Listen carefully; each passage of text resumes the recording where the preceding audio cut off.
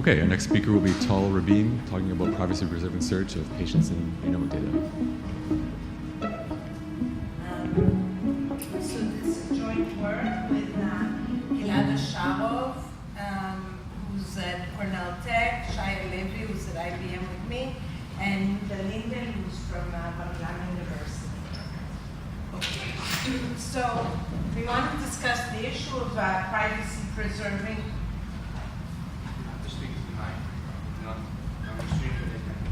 This mic?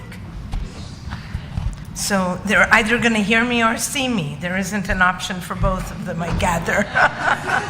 Give her my height. Go this way. Okay. You see, a fellow person who's challenged as I am has a solution. No, it's okay. I need my hands for other things. Okay. So, okay. So I'm going to be talking about privacy-preserving search of similar patients in genomic data.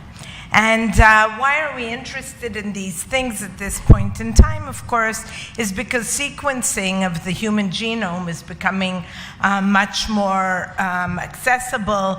It both takes less time and is cheaper, and we're really starting to have people that we have very valuable and contentful information about their genomes.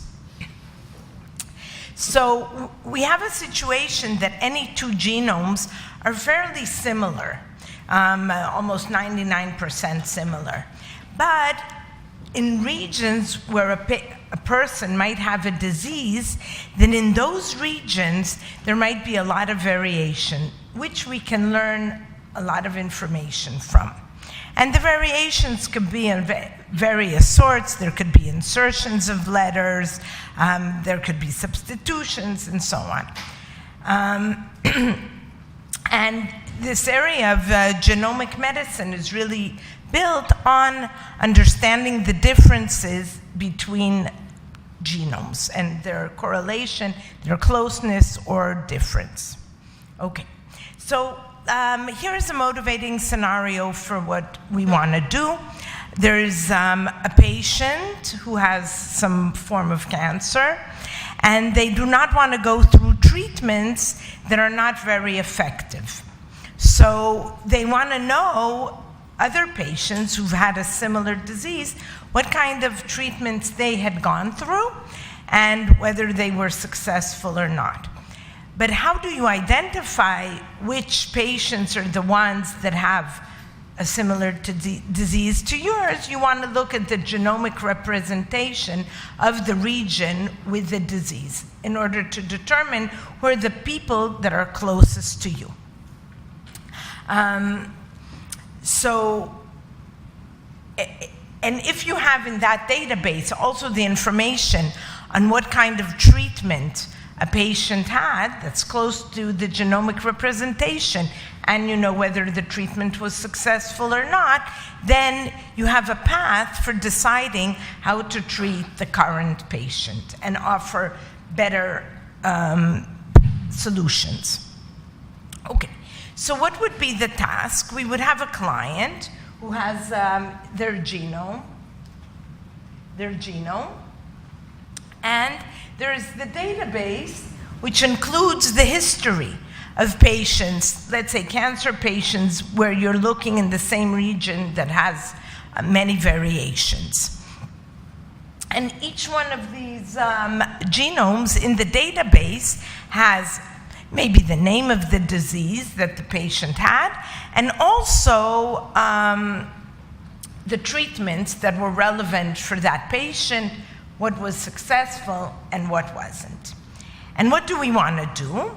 We want to communicate with this database and find all the K genomes, let's say 5 genomes, that are the closest in some metric, let's say edit distance, from the genome of the current patient. And once we get those, we would be able to administer some treatment for the patient. And how do we want to do this? Because we're interested in privacy. Of course, the client in this scenario is a doctor who has a new patient currently, and the database is held by some hospital who has done a lot of treatments on patients and has more information. But if we want to do this thing in private, we can't have neither the doctor sending the genome of the current person to the hospital, nor the hospital giving the doctor access to its whole genomic database. These things would be very privacy invading, and we want to avoid doing this. So for this, we use a secure computation in order to carry out these operations. Sort of in the same way that the talk previously, they were using homomorphic encryption. We want to use multi-party computation, but the goal is the same, to preserve the privacy both of the patient and of the database. So techniques of secure computation of MPC are more advanced than homomorphic encryptions. However, the generic style solutions are still expensive. But you can do a lot of things with these types of computations, also run machine learning algorithms. You can protect biometrics, genomics, do research on social networks, and so on. But what is the situation? As I said, it's a little bit more advanced than homomorphic encryption. And since the beginning of the 80s, we've already had these great solutions, generic solutions for multi-party computations, which basically tell us that we can compute any function. However, the issue with these solutions are that despite the fact that since the 80s we've had huge improvements in design of practical multi-party computations, if you just give the generic program a function to compute, it's not going to be that efficient. So the question is, if we decide to look at specific tasks, we know exactly what the function that we want to compute is, can we do much better? And the fact is that we can, in fact, if we try and study the problem and utilize the domain of the specific problem, the question is, can we do much better? And for our setting, what we did was, we had calculated a generic program and how long it would take to run on this specific problem that I had told you. That when you have a client and you have a database and you have to return the 5 genomes that are closest to your patient's genome, this would take hours using a generic MPC. And in fact, our solutions reduced this runtime down to seconds. So really taking it from the realm of impracticality for actual solutions to something that you can actually offer for people to try and get the information that they want. So, as I said, even using state-of-the-art, even if you take the best approximation algorithms, let's say I even want to help the generic MPC protocol a little bit, and I'll use the most advanced approximation algorithms for this problem, there would still be 32 billion gates to compute this, and this would take, as I had said, hours. So even if we try to do some optimization prior, you still do not reduce things to a point where it's really practical. So what do? We developed an optimization for this task, which is very accurate. Now you might say, I had said before that we'd use the best state-of-the-art approximation algorithms. our algorithm is not an improved approximation algorithm for edit distance. This is not the case. It's in this setting when the parties can communicate and do all kinds of things, it's an improved approximation for edit distance. But it does not lead to advances in approximation of edit distance, which is the metric that we use. Okay, it's very fast. And we've managed to shrink the size of the circuit that needs to compute this function by an 80-fold for a single edit distance. So this is a huge advancement. And it's 40,000 times faster than the naive solution. And our actual results enable us to do a pre-processing for a database, and then for each query that a doctor might come and submit to the hospital, so there are multiple doctors who want to get answers, then each answer is returned within 2 seconds. So if you don't want to think about the scenario that there are multiple doctors that are coming and getting answers, then just think about it as 13 seconds total for the hospital to work on its database, the user to work on its query, and then to get the answer. So even if you do not want this amortized thing that you do not consider the pre-processing, even in that setting, our solution takes 13 seconds. Okay. So what are the ideas that drive our solution?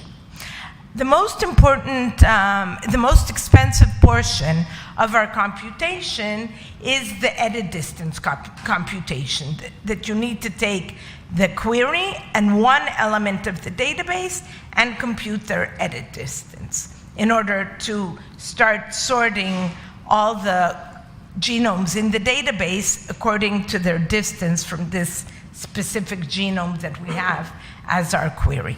This is the most expensive step. It's efficient if you do it in the clear. They're really good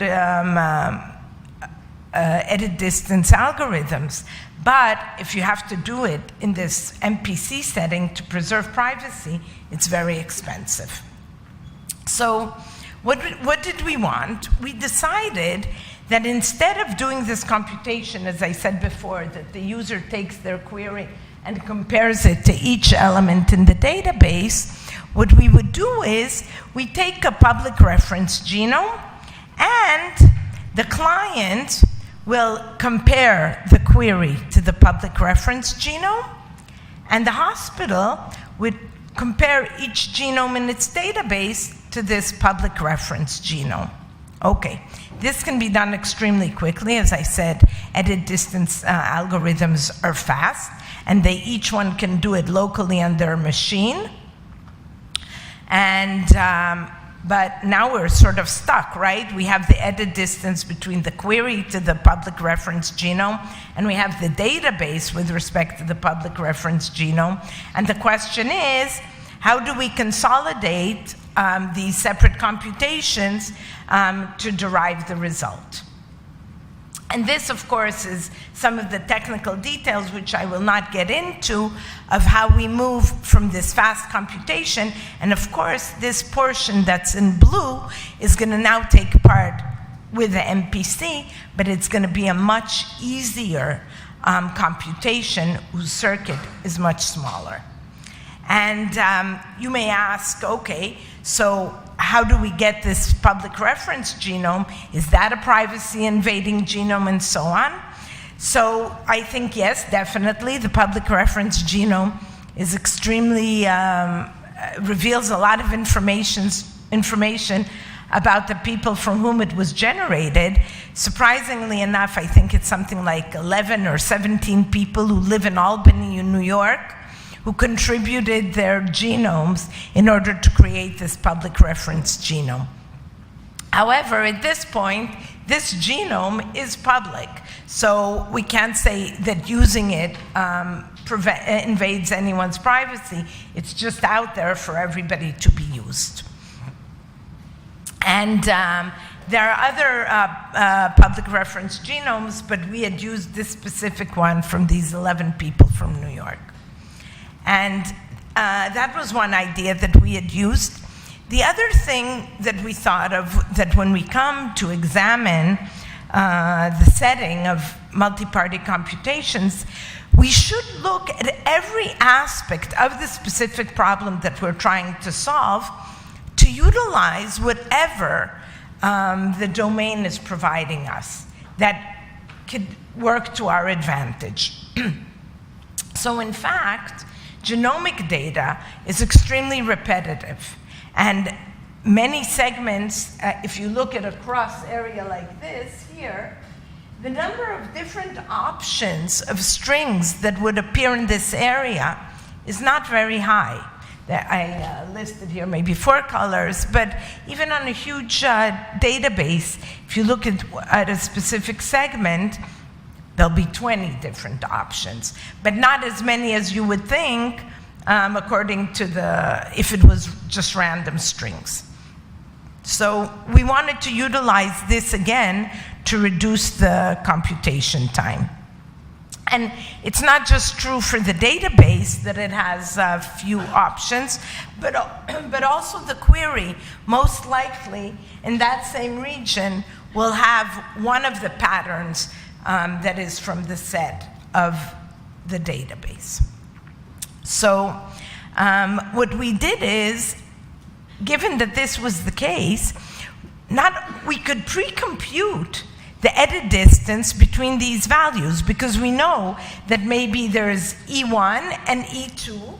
So these we can already compute the edit distance publicly and take advantage of these computations. These you can do in the clear, and then you would just need a selection property. You would say the database in this segment is E1, and the genome in this section, it was U1, and the genome was U4. And we've already computed what the edit distance is between these things, so we get a huge advantage in our runtime further.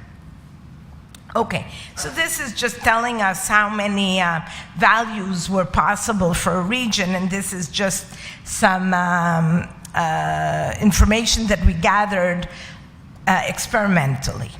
Okay. Now, another thing is, and this might be an issue when you're thinking about privacy, is that we do not compute the exact function. If we said we wanted the top 5 patients that were closest to the, 1 minute, oh, time flies, that we wanted the 5 top patients, our algorithm is not going to give you that. It's going to give you the 5 closest genomes, but maybe within the set of the top 7 genomes. So in fact, you're learning some information. So there are, of course, trade-offs that have to be considered when you're discussing the issues of privacy, whether you want to get the efficiency in runtime, or whether the leakage that happens through this computation is acceptable to you and you're willing to get the benefits of running faster while exposing some information. Okay. So the accuracy of performance really deals with the question of, we return the top 5 out of how many of the actual closest genomes, and we usually were quite close. You can see here that maybe in some instances we return the 9th closest element instead of 1, 2, 3, 4, and 5. Okay.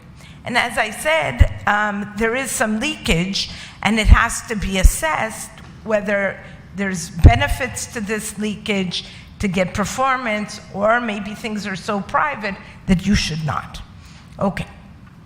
So we used all kinds of algorithmic techniques to create a smaller circuit for computing the K closest genome question.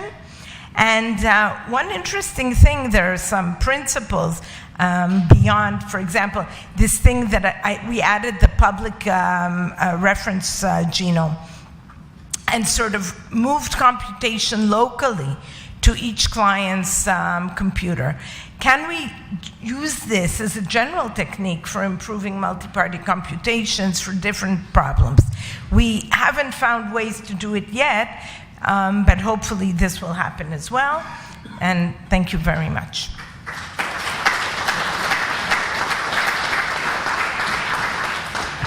Okay, we have time for one question, if there's a question. Yep.